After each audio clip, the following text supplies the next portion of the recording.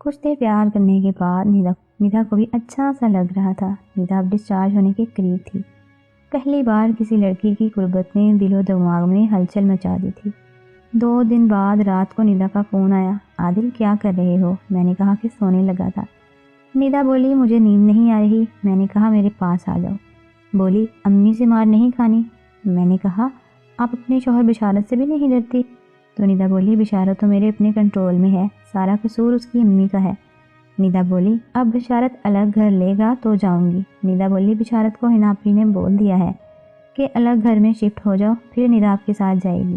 ارسلان بھائی نے بھی یہی کہا ہے، آپ فیصلہ کر لو اپنے گھر میں، تب تک ندا میڈیسن کورس یہی پورا کر لے گی۔ خیر میرے لیے حالات سازگار تھے کیونکہ لاک ڈاؤن بھی تھا۔ انکل اور آنٹی کھیتوں میں گندم کی کٹائی اور بھینسوں کے فارم میں مصروف تھے، اور حنا کا خاوند اور ارسلان بھائی پولیس میں اپنی ڈیوٹی پر جاتے تھے۔ اگلے دن میں خوب تیار ہو کر ندا کے گھر چلا گیا۔ 10 بجے کا ٹائم تھا۔ حنا کپڑے دھو رہی تھی، ندا پاس بیٹھی تھی۔ حنا بولی لو آ گیا تیرا رانجھا۔ ہم سب ہنس پڑے۔ خیر ندا میرے لیے دودھ کا گلاس لے آئی۔ حنا بولی عادل مبارک ہو، آپ پاس ہو گئے ہو، ندا نے آپ کو 100 نمبر دیے ہیں۔ میں نے کہا سب آپ کا کمال ہے اور نوازش بھی۔ حنا بولی بشارت تو بدو ہے اور میں یہاں آپ کی سپورٹ کروں گی، اور آپ نے کم از کم 5 راؤنڈ لگانے ہیں اور ابتدائی راؤنڈ میں تم ندا کے اوپر ہی ہو جانا۔ اب ندا میں باہر جا رہی ہوں اور جا کر باہر آپ لوگوں کو سیکیورٹی دوں گی۔ میں اندر گیا تو ندا کو پھر سے چومنا شروع کر دیا، اور ندا نے جینز اور شرٹ پہن رکھی تھی، اور ندا نے آج خود اوپر آ کر کرنے کا کہا، اور اسے پہلی بار اوپر آ کر خود کرنے کا مزہ آ رہا تھا۔ ندا ایک بار پھر فارغ ہو گئی۔ سارا پانی میرے پیٹ پر آ گیا تھا اور وہ اتر کر صاف کرنے لگی، تو میں نے اشارے سے کہا لگی رہو ندا، میرا بھی کام ہونے والا ہے۔ اب تیزی سے کرنے لگی اور سپیڈ سے اپنی کمر کو ہلا رہی تھی۔ میرا چھوٹو دوسری بار کھیتوں کو سیراب کر رہا تھا۔ چند منٹ بعد ہم ایسے ہی پڑے رہے۔ کتنی پیاری اور شاندار شروعات تھی، اور پیار کرنے پر نکھار سا آ گیا تھا۔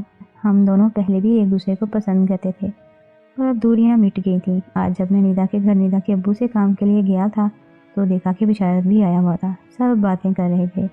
بشارت ایک سیدھا سادہ نوجوان تھا، ذمہ داری میں مصروف رہتا تھا، جس کی وجہ سے ندا کو ٹائم کم دیتا، اور اوپر سے ساس کی وجہ سے بشارت کا گھر فساد کی جڑ بنا ہوا تھا، اور کرونا وائرس کی وجہ سے بشارت سماجی دوری بھی اختیار کیے ہوئے تھا۔ آج بھی بات کا کوئی خاص فیصلہ نہ ہو سکا۔ حنا بولی بشارت بھائی ندا بھی میڈیسن کھا رہی ہے، اور آپ اپنا الگ گھر کا بندوبست کر لو، تب تک ملنے آ جایا کرو۔ ندا آپ کی وائف ہے، آپ اس کو پیار کرتے ہو۔ بشارت نے ندا کو کچھ پیسے دیے اور گھر واپس چلا گیا۔ بشارت کا گاؤں ساتھ ہی تھا، اور حنا اپنے گاؤں میں ہی بیاہی ہوئی تھی۔ اس کا خاوند پولیس میں تھا، اور وہ دن کو اپنے ماں باپ کے گھر آ جاتی اور رات کو اپنے گھر چلی جاتی۔ جس رات علی گھر ہوتا اس دن دونوں گھر پر ہی رہتے۔ کچھ دیر میں انکل اور آنٹی پھر کھیتوں میں جانے کی تیاری کرنے لگے۔ کٹائی کے دن تھے، اور ان کے جانے کے بعد حنا بولی عادل آپ لوگ جلدی سے ایک دوسرے کو ٹائم دو، میں کچھ گھر کے کام کر لوں۔ ہم دونوں مسکراتے ہوئے اندر چلے گئے۔ اب بیڈ روم میں تھے۔ ندا نے مجھے ایک گلاس کوک کا دیا اور خود کمرے میں اسپرے کرنے لگی، اور چاروں طرف خوشبو پھیل گئی۔ ندا نے آج سرخ رنگ کی قمیض پہن رکھی تھی، آج ندا کی طرح بوتل لگ رہی تھی۔ ندا اب میرے اوپر بیٹھ کر خود مزے لے رہی تھی۔ میرا اور اس کا یہ پہلا سٹائل تھا، لیکن میرا اس وقت بالکل بھی موڈ نہیں تھا۔ میں نے منع کر دیا۔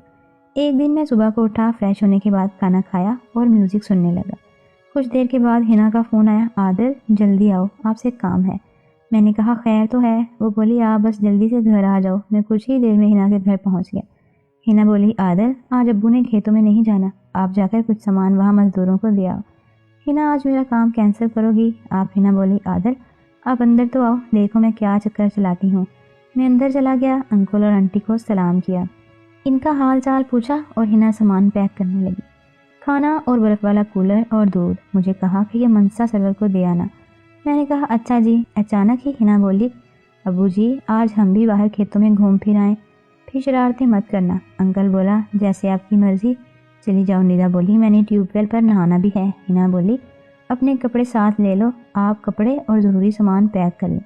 ہم تینوں کھیتوں کی طرف چلے گئے۔ موٹر سائیکل پر انکل کے کھیت گاؤں سے کچھ دور تھے، ہر طرف کھیت ہی کھیت، لوگ گندم کی کٹائی میں مصروف تھے۔ ڈیرے پر ہم پہنچ گئے، جہاں پر منشا سرور کو سارا سامان دیا، اور میں نے کہا انکل آج نہیں آئیں گے اور آپ جاؤ، ہم لوگ ادھر سیر کر لیں۔ منشا سرور حنا اور ندا کو سیر کے لیے لے کر چلا گیا، اور پھر ہم لوگ سیلفیاں لینے لگے۔ ندا اور میں نے کافی تصویریں بنائیں۔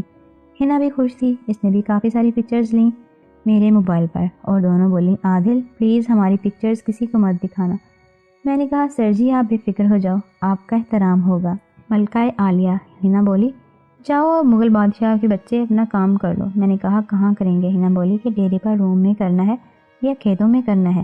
ندا بولی نہا لیتے ہیں، اور ہنا بولی میں نے تو نہیں نہانا، آپ کو پتہ ہے۔ اور ندا نہانے لگ گئی کیونکہ ٹیوب ویل کے چاروں طرف دیوار تھی اور کسی کے آنے جانے کا خطرہ نہیں تھا۔ اب ندا نہا رہی تھی اور میں اور ندا باہر کھڑے باتیں کر رہے تھے۔ ندا کالے لباس میں بھیگ چکی تھی۔ ہنا بولی عادل مجھے معلوم ہے آپ کیا دیکھ رہے ہیں۔ میں مسکرا دیا اور بولا ہنا آپ کی بہن چیز ہی ایسی ہے۔ ہنا بولی آپ کا شیرو بھی ندا کو بہت پسند ہے۔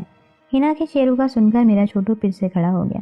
ہنا بولی آپ ادھر ہی کر لو، میں باہر کھڑی ہوں، پھر جلدی کرنا کوئی آ نہ جائے اور زیادہ دیر مت لگانا۔ ندا سن رہی تھی اور مجھ پر پانی پھینک رہی تھی۔ میں اب پانی میں ندا کو پکڑ کر اپنے ہونٹ ندا کے ہونٹ سے ملا دی۔ ہم فل ٹھنڈے ہو گئے تھے پانی میں۔ پھر میں نے ندا کو پاس بلا لیا اور ندا کی گوری کوفہ پر چھوٹو سیٹ کیا اور ندا کی گوری اور پتلی کمر کو پکڑا ہوا تھا۔ کیا سین تھا! اور ایک اور دھکے سے اپنا سارا سامان ندا کی کوفہ میں اتار دیا۔